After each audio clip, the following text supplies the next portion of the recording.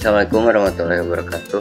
Alhamdulillah kali ini saya telah menyelesaikan satu konten lagi. Saya berharap di video ini bisa mengandung nilai manfaat bagi siapa saja. Buat teman-teman semua yang belum ibadah, silahkan ibadah dulu. Jangan sampai video ini menjadi salah satu hambatan buat teman-teman melaksanakan kewajibannya. Kali ini saya mau share pembelajaran yang sudah saya coba pelajari mengenai geometri ruang ya. Ini untuk kelas 3 SLTA kalau salah. Nah, buat kalian yang pengen bertanya atau ngasih masukan dari segi apapun itu, entah dari videonya, kualitasnya, materinya, silahkan komentar di bawah ya. Jangan lupa juga like dan subscribe. Jangan lupa niatkan itu sebagai amal baik, jadi penyemangat buat kita bikin konten agar kita bisa belajar lebih baik lagi. Ya, langsung saja saya buka pembahasannya dengan pertanyaan ya. Jadi geometri ruang itu apa? Di sini kalau menurut KBBI, geometri diartikan sebagai cabang matematika yang menerangkan sifat-sifat garis, sudut, bidang, dan ruang, atau juga diartikan sebagai ilmu ukur.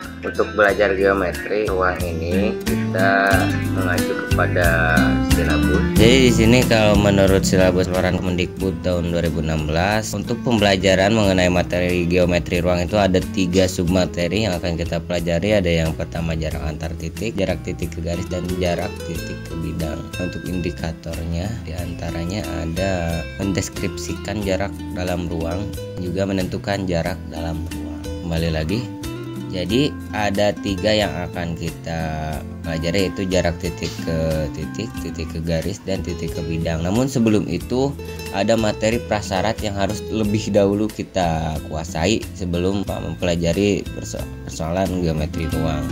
Itu ada sistem persamaan linear, trigonometri, dan juga teorema Pythagoras ya. Jadi kita bahas dulu saja ya sedikit di sini mengenai segitiga.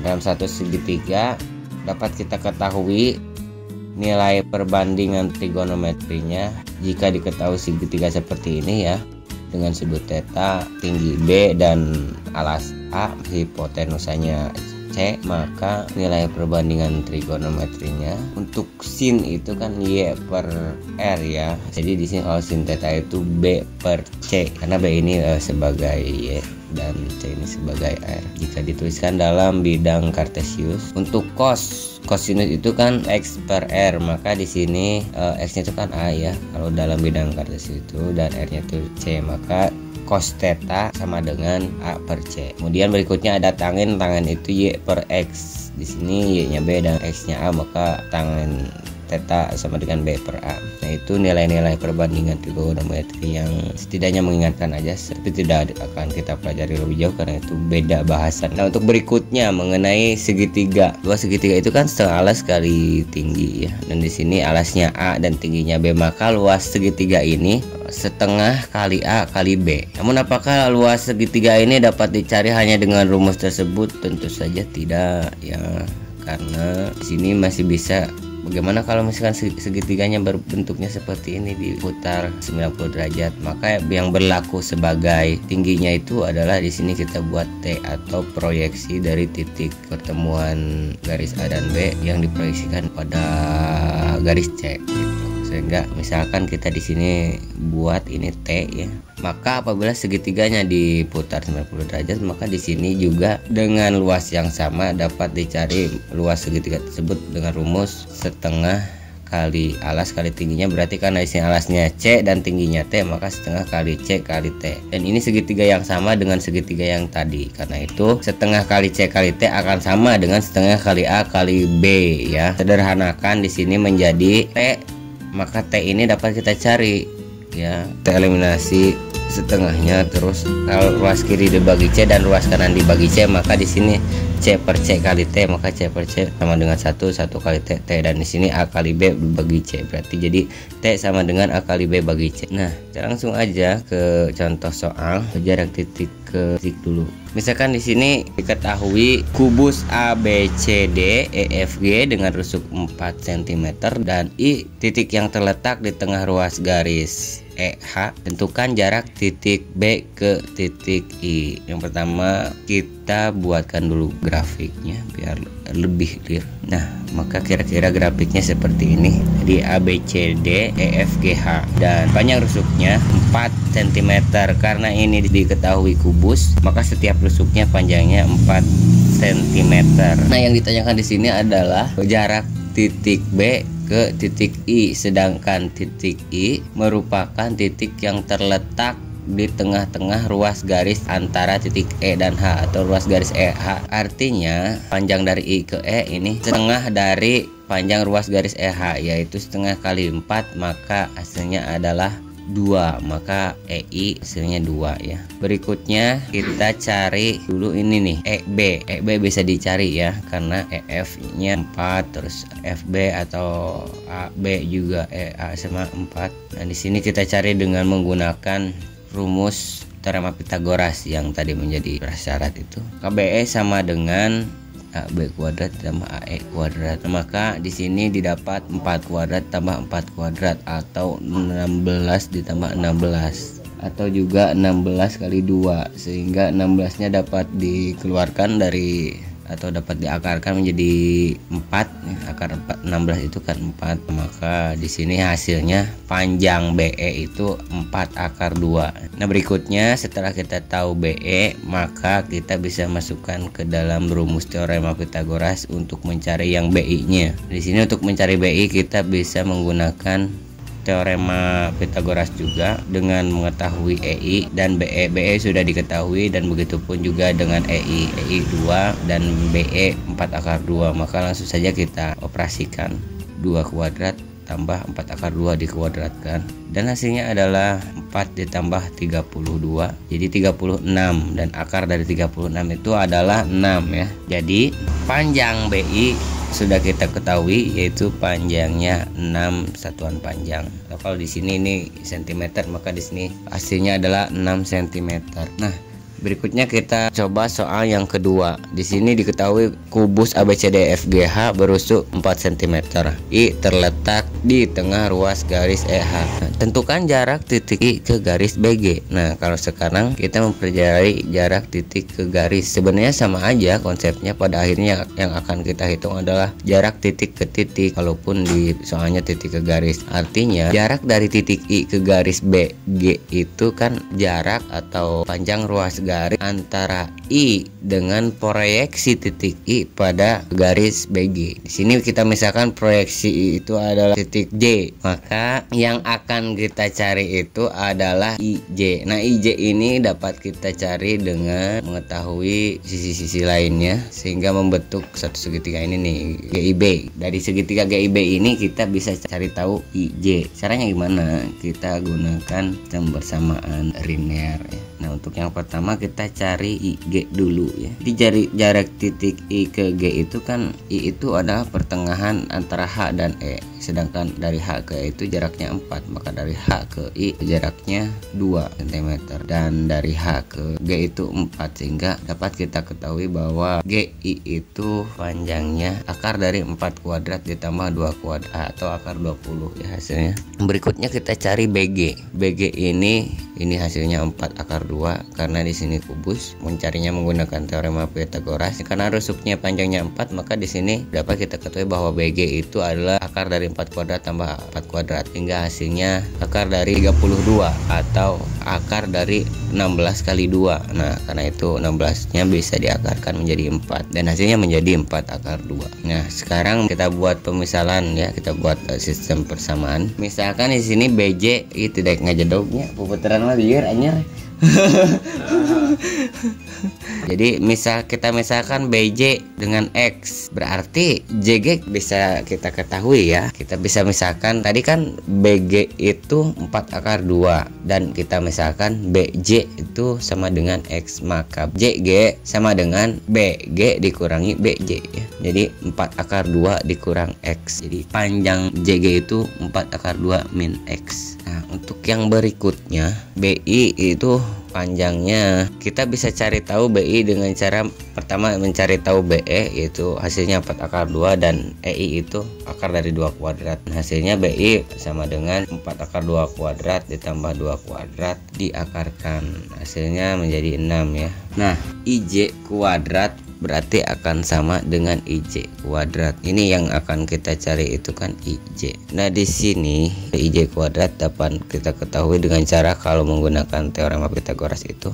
Di sini untuk cari tahu IJ ini kita bisa mencari tahu dengan yang ini, segitiga BJI atau juga segitiga JGI, dan kedua-duanya IJ berlaku sebagai tinggi dari segitiga tersebut. Kita dapat mencari panjang IJ dengan cara memperbandingkannya melalui dua rumus luas segitiga ini, yaitu segitiga BJI dan JGB yang kita buatkan menjadi suatu persamaan ya. Maka didapat IJ kuadrat apabila IJ di sini kita mengambil dari luas segitiga IJG, maka IJ kuadrat sama dengan berarti kan IG kuadrat dikurangi JG kuadrat. IG kuadrat itu C-nya sebagai hipotenusanya dan JG bisa sebagai A atau B-nya. Maka didapat yaitu IG kuadrat itu akar 20 kuadrat ya, sesuai tadi di atas IG itu kan akar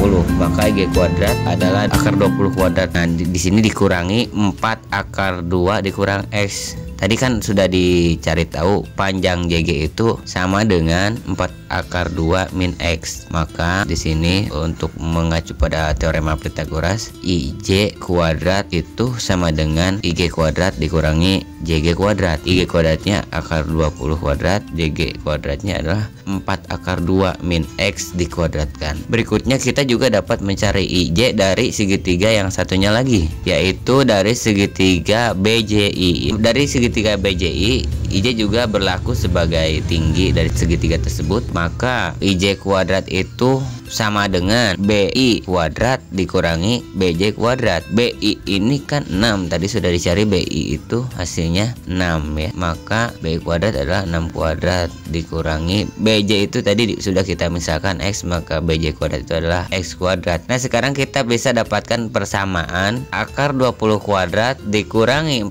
akar 2 min X dikuadratkan sama dengan 6 kuadrat dikurangi X kuadrat. Karena IJ yang di segitiga BJI itu dengan IJ di segitiga JGI itu ya itu juga gitu. Jadi sama gitu. Bisa dibuat persamaan seperti ini. Nah, berikutnya kita sederhanakan saja, kita pisahkan yang X-nya dan yang konstannya juga kita pisahkan. Maka didapat hasil setelah disederhanakan hasilnya X sama dengan 3 akar 2 ya. Jadi X-nya itu 3 akar 2. Jadi BJ itu kita dapat 3 akar 2. Nah, sekarang kita sudah dapat X-nya atau BJ-nya. Karena itu kita dapat mencari IJ kuadrat melalui segitiga BJI. Karena kita sudah tahu BJ dan kita sudah tahu BI, maka ini sudah memenuhi syarat untuk kita menggunakan teorema Pythagoras. Di sini IJ kuadrat akan sama dengan BI kuadrat atau 6 kuadrat, itu 36 dikurangi X kuadrat. Dan di sini X-nya 3 akar 2, maka X kuadrat adalah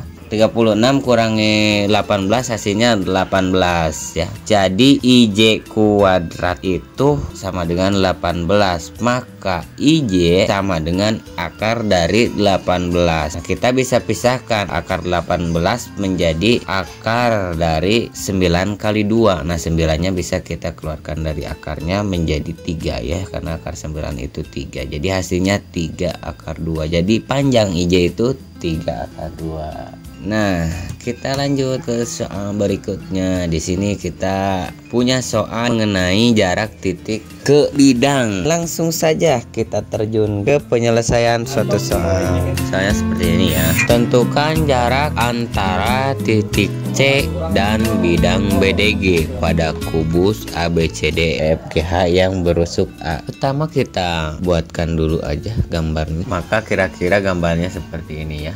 Nah, yang dipertanyakan itu adalah jarak dari titik C ke bidang BDG. Nah, kembali lagi, jarak titik baik dengan bidang maupun dengan garis pada hakikatnya yang kita cari adalah jarak titik dengan titik juga, yaitu dengan titik C yang diproyeksikan pada bidang tersebut. Untuk mencari jarak titik C dengan bidang BDG, yaitu untuk mencari jarak terdekatnya apabila terjadi sudut siku-siku ya, ada penyiku ya, atau dengan kata lain jarak C dengan proyeksi C pada bidang tersebut, maka kita dapat mencari dulu garis ya, suatu garis tengah dari bidang tersebut, karena itu merupakan jarak yang terdekat.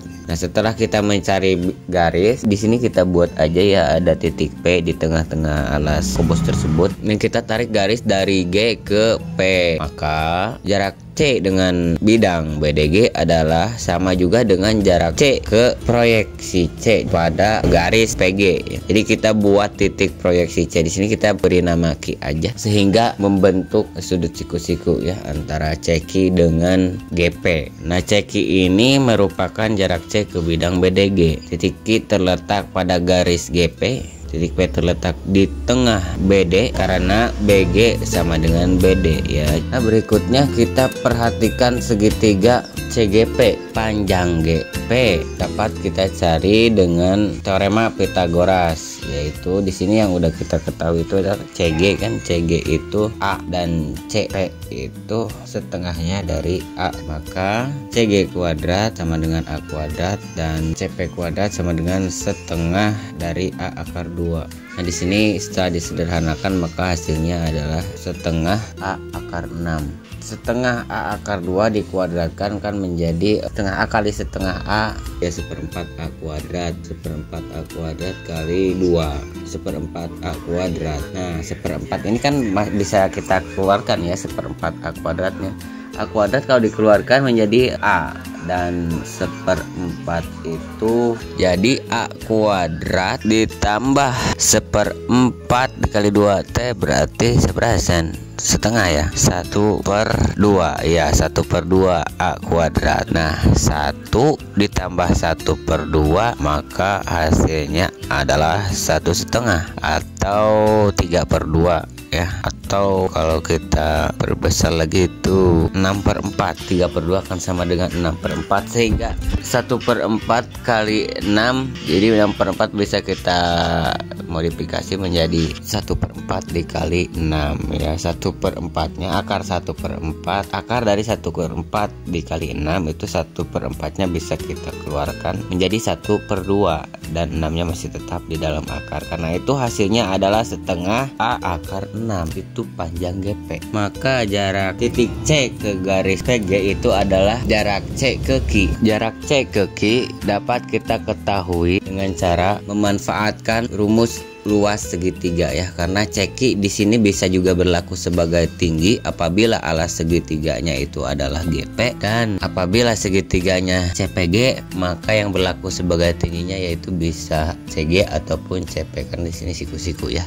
Nah, maka CQ sama dengan CP dikali CG dibagi P ya, berdasarkan tadi luas segitiga yang sudah kita ulas tadi di awal, silahkan dipelajari. Maka CQ sama dengan CP kali CG dibagi GP. Nah, CP-nya itu kan sudah kita ketahui tadi bahwa CP-nya itu setengah kali A akar 2, karena CP itu setengahnya dari panjang CA, sedangkan CA itu adalah A akar 2 ya. Nah, di sini kita kalikan dengan CG. CG itu A, jadi CP kali CG itu setengah A akar 2 kali A dibagi GP. GP itu setengah A akar 6. Maka di sini didapat hasil CQ sama dengan 1/3 A akar 3 ya. silahkan disederhanakan dengan seksama, santai saja biar paham. Dan kalau belum paham silahkan boleh komen di bawah, atau ada masukan atau apa silahkan komen sebanyak-banyaknya. Dan jangan lupa juga subrek ya.